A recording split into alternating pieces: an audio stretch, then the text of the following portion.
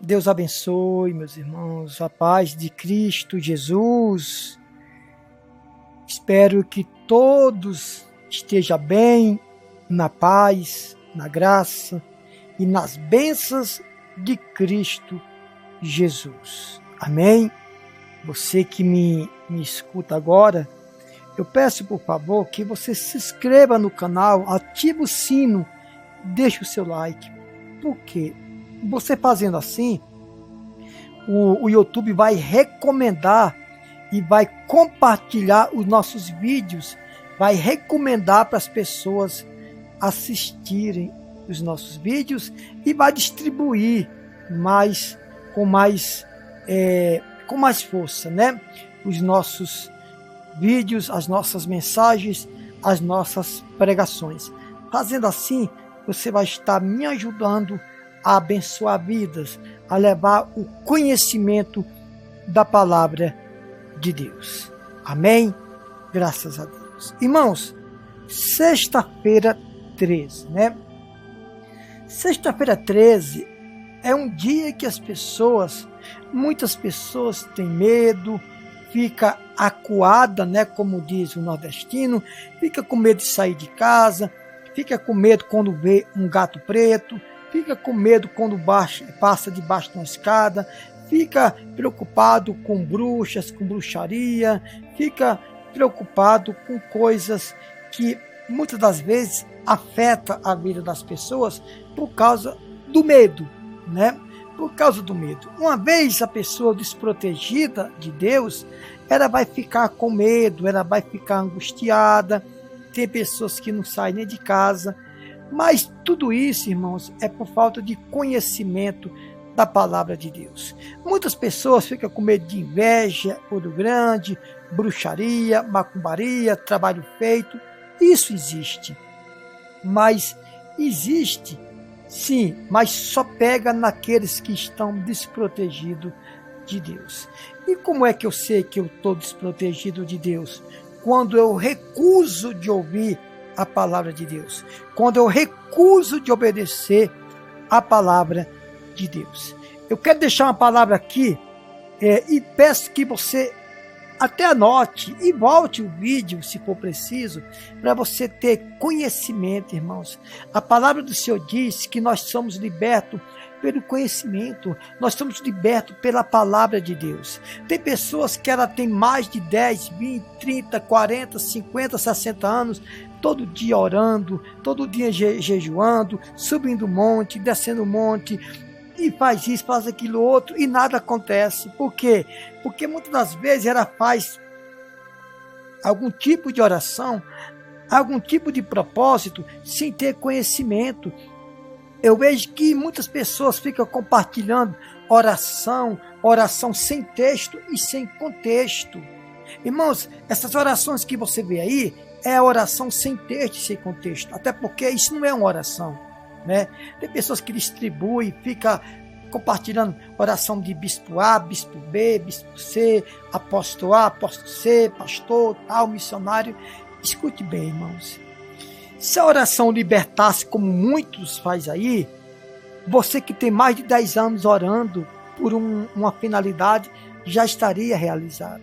Já estaria realizada, até porque oração não é uma petição qualquer. Aliás, o Brasil não ora, o Brasil pede. Uma coisa é oração, outra coisa é petição. Você tem que estudar a Bíblia, por isso que Jesus disse, examinai as Escrituras, porque nela está a palavra da vida eterna, a palavra da salvação, né? Muitos pregadores vão para o YouTube, começa a pregar, mas não explica você. Aliás, começa a orar, mas não explica você.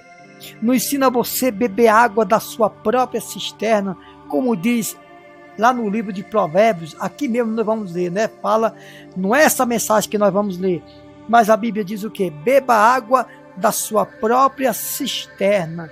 Tem pregadores que não querem que você beba água da sua cisterna, da sua própria cisterna, para você depender deles. Isso está errado. Você não tem que depender de pastores o tempo inteiro, de bispo, de apóstolo, de missionário o tempo todo. Você tem que depender de você com Deus, porque a Bíblia diz que o véu foi rasgado.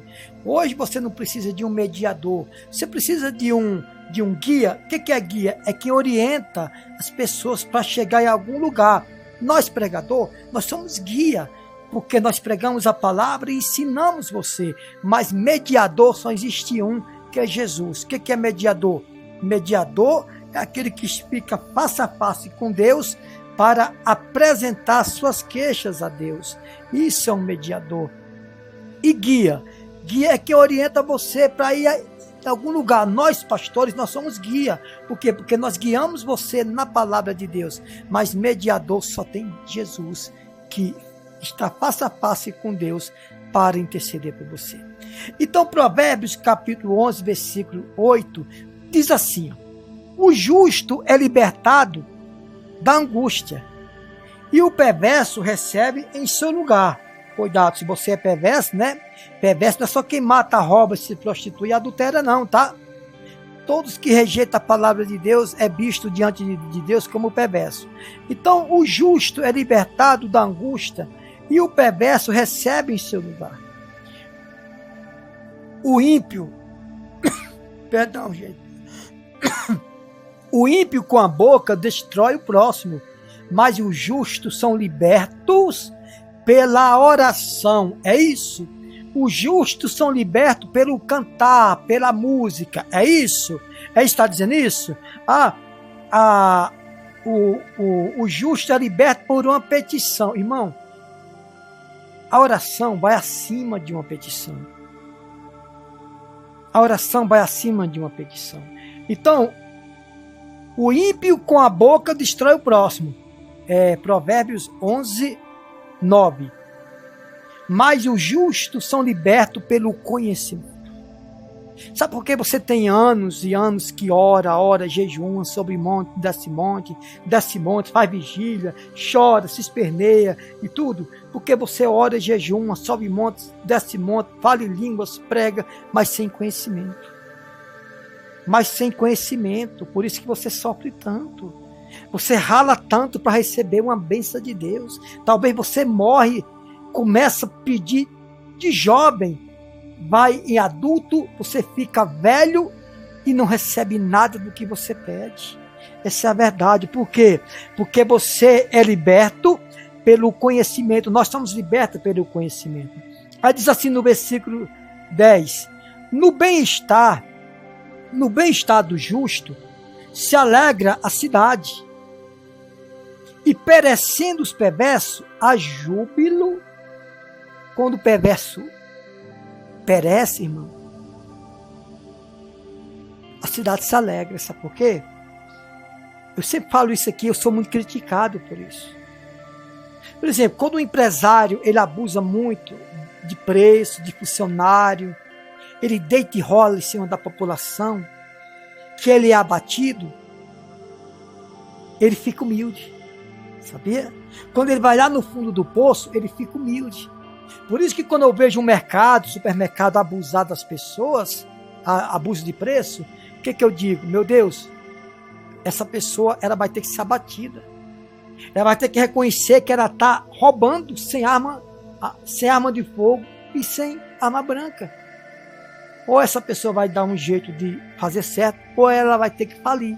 Eu falo isso, gente. Ela vai ter que falir, porque é melhor uma família do que uma nação. É verdade. É melhor padecer uma família do que uma nação inteira. Deus não quer isso, nem eu. Mas escute, no bem-estar do justo se alegra a cidade, mas perecendo o perverso, há júbilo. Pela bênção que os retos suscitam, a cidade se exalta, mas pela boca dos perversos, a cidade é derribada. Vocês estão entendendo? Então, muitas das vezes é preciso a pessoa sofrer para ela parar de praticar o mal. Talvez você está nessa lista também. Então, nós somos libertos pelo quê? Por uma petição. Não confunda petição com oração. O povo acha que o Brasil é um país de oração. Mentira. O Brasil não ora, irmão. O Brasil pede. O Brasil só faz petição para o seu próprio ego, para o seu próprio bem-estar. E oração não é isso. Oração é humilhação, é uma ligação entre eu e Deus. Provérbios capítulo 28, versículo 9, diz assim: o que desvia de ouvir a palavra de Deus, ou a lei, até a sua oração será abominável. Você que ora tanto, que pede tanto, aliás, você que pede tanto, que às vezes você nem ora, você fica só pedindo, achando que está orando. Deus não se agrada do pidão, irmão. Deus não se agrada da pessoa pidona, irmão. Sabe por quê? Porque todo mundo que é bom para pedir é ruim para dar. Todo mundo que é bom para pedir é ruim de abrir mão. E Deus não ama isso. Você sabe como é que Deus chama isso? Avareza. E a avareza, na Bíblia, é idolatria. A avareza é a pessoa fazer do que ela tem um Deus. Essa é a verdade. Então, o que se desvia de ouvir a lei, a palavra de Deus, até a sua oração será abominável. Deus rejeita o que você pede. De repente você vai tão humilde aos pés de Deus pelo seu sofrimento. Às vezes você vai tão humilde nos pés de Deus pelo teu sofrimento, pela a dor que você vive, mas você rejeita de ouvir a palavra de Deus. O Brasil é campeão nisso. Eu sou prova disso, sabe por quê? 99% ou quase 100% das pessoas que eu atendo só se preocupam com o seu próprio bem-estar. Ora por mim. Ora por mim, é o crente 6 horas, é o crente criança, é o crente morador de rua, só sabe pedir, é ou não é? Morador de rua pede, não pede? Porque precisa também, mas às vezes porque não tem conhecimento de mudar de vida. E a criança, quanto mais você faz alguma coisa por ela, mais ela pede. É o crente pidão, é o crente criança, só sabe pedir. Deus não se agrada da pessoa que pede muito, irmãos. Tudo bem que a gente pede a quem tem, mas não podemos viver só pedindo. Eu tenho filhos, filha. Quando eles pedem demais alguma coisa, que chega perto de mim que é para pedir, eu mando sair logo de perto de mim. Porque quando alguém vai para perto de você para pedir, é porque tem segundas intenções. Assim é a pessoa que vai até Deus só para pedir. Ela tem malícia, ela tem segundas intenções. Ela não tem intenção de ser um ofertante, um dizimista. Ela não tem intenção de ajudar o próximo. Ela não tem intenção de ajudar a obra de Deus. É apenas de pedir só do bem-estar dela. Então, se você é uma pessoa que pede, mas não aceita ouvir a palavra de Deus, Deus está abominando você. Você sabia? Deus está abominando você. Está aqui, ó. Provérbios 28, a partir do versículo 9, O que desvia o ouvido de ouvir a palavra de Deus, até o que ela pede para Deus, até a sua oração, é abominável. Você sabia? Até a sua oração é abominável. Você está entendendo? Então tome cuidado. Agora vamos para João, capítulo 17, versículo 17. Santifica-os na verdade. A tua palavra é a verdade. Você sabe quem está falando isso? Quem está falando isso é Jesus. Santifica-os na verdade. A tua palavra é a verdade. A Bíblia não diz que a gente se santifica pedindo. A oração, irmão, você tem que aprender o que é oração. Você nunca viu Jesus orando em público, você já viu? Sabe por quê? Porque a oração não é uma petição. Petição é algo que você... Lógico que a oração é uma petição, mas é uma petição de humilhação. Não é uma oração, não é uma petição de pedir carro, casa, cura, bênçãos no casamento. Nós podemos pedir isso? Podemos, mas isso não é oração. Isso não te santifica. Isso não te aproxima de Deus. O que te aproxima de Deus é a verdadeira oração. Senhor, eu quero te servir. Eu quero seguir teus princípios. Eu quero fazer a tua vontade. Isso sim, meus irmãos. Isto é uma oração. Você sabia? Isto é oração. Ora para o meu casamento. Isso não é oração, isso é uma petição, irmão. Ora para a minha vida financeira. Primeiro, não se ora por vida financeira. Vida financeira é ofertar, irmão, é plantar bens, isso mesmo, plantar. O que é bênção financeira? É dinheiro, é ou não é? Você vai querer colher feijão. Se você quer uma safra de feijão, você vai plantar arroz? Não, você vai plantar feijão, para você colher feijão. Se você quer bênção financeira, se torna um dizimista, se torna um ofertante. Essa é a verdade, não por obrigação, mas por gratidão e agradecimento. Jesus disse, em João 17:17. Santifica-os na verdade. A tua verdade ou a tua palavra é a verdade.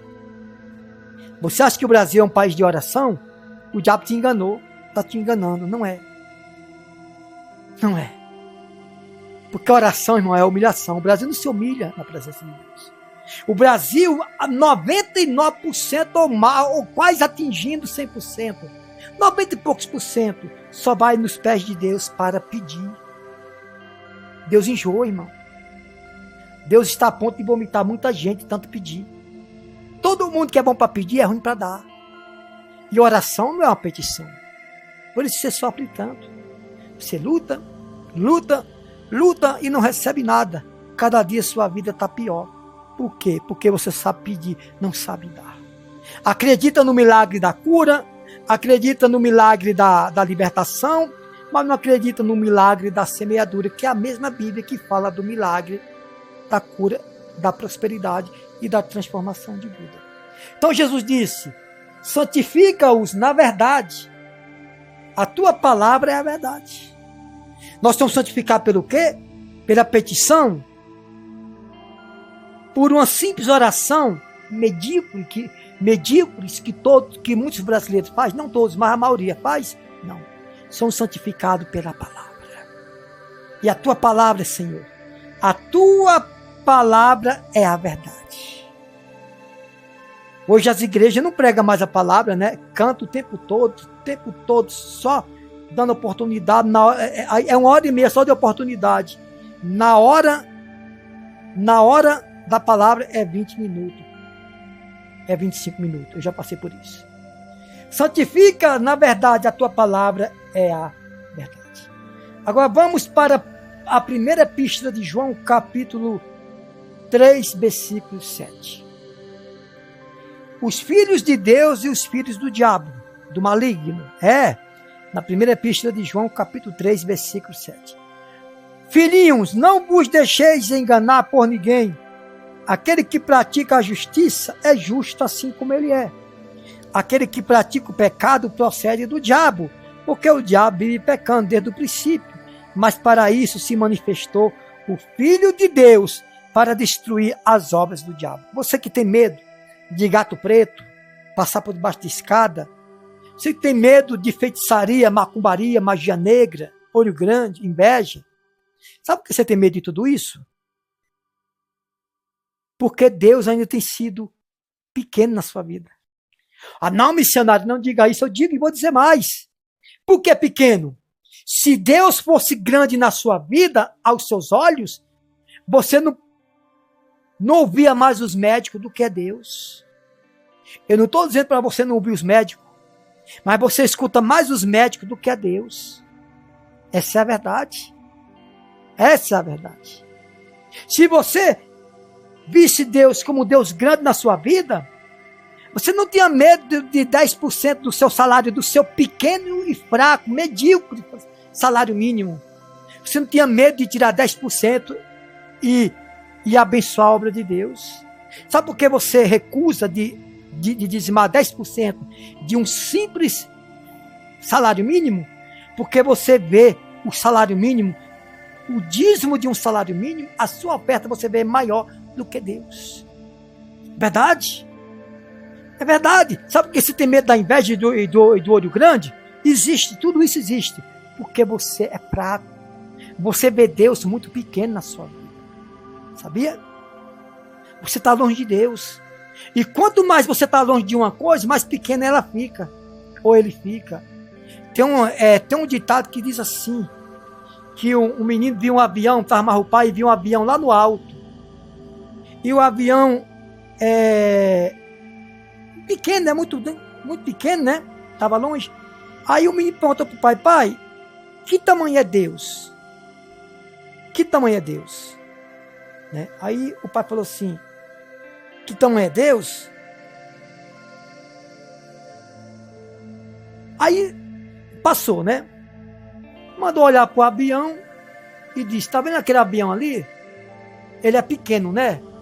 Ele está pequeno, porque ele está longe. Ele está longe de nós. Depois o o pai levou o filho no aeroporto e disse para ele assim, mostrou o avião de perto e disse, olha, aquele avião que você viu lá nas nuvens era desse tamanho aqui. Mas porque ele estava longe, ele era pequeno. A gente via ele pequeno. Nós estamos perto desse avião, pertinho dele, e ele é muito grande. Deus é assim como esse avião.